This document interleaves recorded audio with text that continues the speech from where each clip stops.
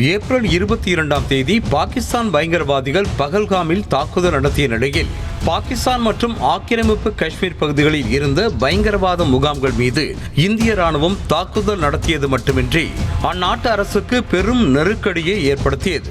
இந்த நிலையில் மே 7ஆம் தேதி மேற்கொண்ட ஆபரேஷன் சிந்தூர் நடவடிக்கையின் போது 9 பயங்கரவாத முகாம்களை தாக்கி அடித்ததாக இந்தியா தரப்பில் தகவல் தெரிவித்த போது நமது தரப்பிலும் இழப்புகள் இருந்ததாக பாகிஸ்தான் தகவல் தெரிவித்தது. இதை முற்றிலுமாக மறுத்த இந்திய அரசு இது தவறான தகவல் என்றும் ராணுவத்தின் தரப்பில் எந்தவித இழப்புகளும் ஏற்படவில்லை என்றும் கருத்து தெரிவித்தது. இந்த நிலையில் மே 31ஆம் தேதி சிங்கப்பூரில் நடைபெற்ற பாதுகாப்பு தொடர்பான ஷாங்கில்லா மன்றத்தில் பங்கேற்ற இந்தியாவின் முப்படை தலைமை தளபதி அனில் சௌஹான் தனியார் செய்தி நிறுவனத்திற்கு அளித்த பேட்டியில் பாகிஸ்தானுக்கு எதிரான தாக்குதல் நடவடிக்கையில் முதல் நாளில் இந்தியா வான்வழி இழப்புகளை சந்திக்க நேரிட்டது என கூறியுள்ளது பல்வேறு கேள்விகளுக்கும் வழிவகை செய்திருக்கிறது. அதன் பிறகு என்னென்ன இழப்புகளை இந்தியா சந்தித்தது என்ற கேள்விக்கு விரிவான விவரங்களை அளிக்க மறுத்த அனில் சௌஹான் இந்த இழப்புகள் ஏன் ஏற்பட்டன, என்னென்ன இழப்புகள் ஏற்பட்டன என்பதை விட அதன் பிறகு நாம் என்ன செய்தோம் என்பதுதான் முக்கியமானது என்று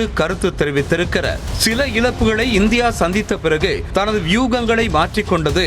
அதன் பிறகு நடந்த 3 நாள் தாக்குதலில் பாகிஸ்தானில் உள்ள விமான தளங்களை தாக்கினோம். பாரபட்சமின்றி அவர்களின் அனைத்து வான் பாதுகாப்புகளையும் ஊடுருவி துல்லியமான தாக்குதல்களை நடத்தினோம் என்று தனியார் செய்தி நிறுவனத்திற்கு பேட்டியளித்திருக்கிறார். ஆபரேஷன் சிந்தூரில் இந்தியா எந்த இழப்பையும் சந்திக்கவில்லை என்று மத்திய அரசும் இந்திய ராணுவமும் கருத்து தெரிவித்து வந்த நிலையில் முப்படை தலைமை தளபதி அனில் சௌஹான் தாக்குதலின் முதல் நாளில் இந்தியா வான்வழி இழப்புகளை சந்தித்தது என பேசியிருப்பது பல்வேறு விவாதங்களை எழ வைத்திருக்கிறது. இந்திய தரப்பில் ஏதேனும் வான்வழி இழப்புகள் ஏற்பட்டதா என எதிர்க்கட்சித் தலைவர் ராகுல் காந்தி கேள்வி எழுப்பிய நிலையில் அனில் சௌஹானின் பதில் இந்திய அளவில் பெரும் விவாதங்களை ஏற்படுத்தி இருக்கிறது.